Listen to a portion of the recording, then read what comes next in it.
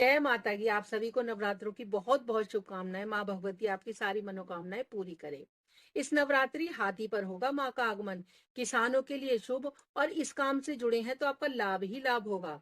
पितृपक्ष खत्म होते ही शारदीय नवरात्रि शुरू हो जाते हैं और इस बार माँ जगदम्बा हाथी पर सवार होकर आएंगी। ज्योतिष के अनुसार हाथी पर माँ का आगमन बहुत शुभ संकेत देता है। इसमें किसानों के अलावा आप सभी के जीवन में भी बहुत खुशहाली, प्रसन्नता आएगी। इसलिए इन शारदीय नवरात्रों में माँ भगवती की आराधना बहुत अच्छे से करें।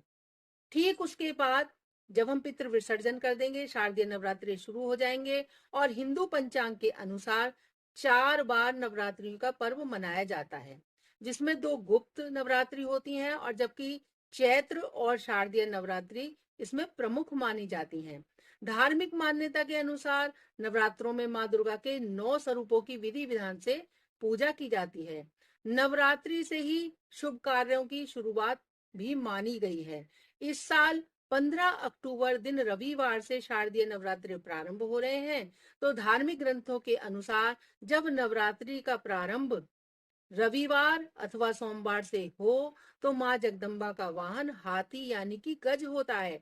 ऐसे में इस बार माँ का आगमन हाथी पर होगा।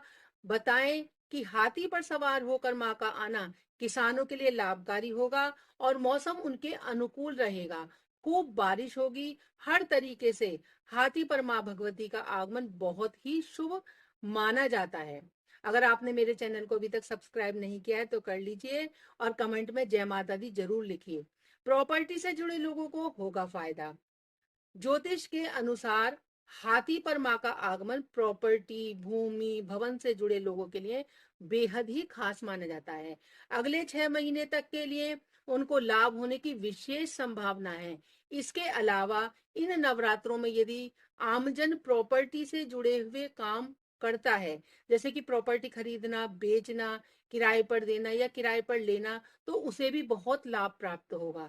नवरात्रि में 9 स्वरूपों की होती है आराधना। शारदीय नवरात्रों में माँ जगत जननी, जगत के 9 स्वरूपों का विधि विधान से पूर्वक पूजा और आराधना करनी चाहिए। इस दौरान माँ की पूजा, आराधना, व्रत करने से जातक के सारे दुख, संताप दूर हो जाते हैं। साथ ही माँ दुर्गा की जातक पर विशेष कृपा होती है और उसकी वो मनोकामना पूर्ण करती हैं। क्योंकि ये जो नवरात्रे होते हैं इनमें एक विशेष मुहूर्त भी आते हैं। इसमें आप जो पूजा करेंगे, जैसे आप रोजाना एक माला कर रहे हैं तो नवरात्रों में उस माला का आपको दुगना, तिगना, चौगुना फल प्राप्त होता है। इसलिए इन 9 दिन आप अगर ज्यादा से ज्यादा पूजा पाठ, माँ भगवती के मंत्रों का जाप, नवाण मंत्र का जाप आप करते हैं तो आपको विशेष लाभ की प्राप्ति होगी। हो सके तो माँ के व्रत करें और अगर आपकी शक्ति नहीं है कि आप माँ के व्रत कर पाए तो आप सात्विक भोजन करें।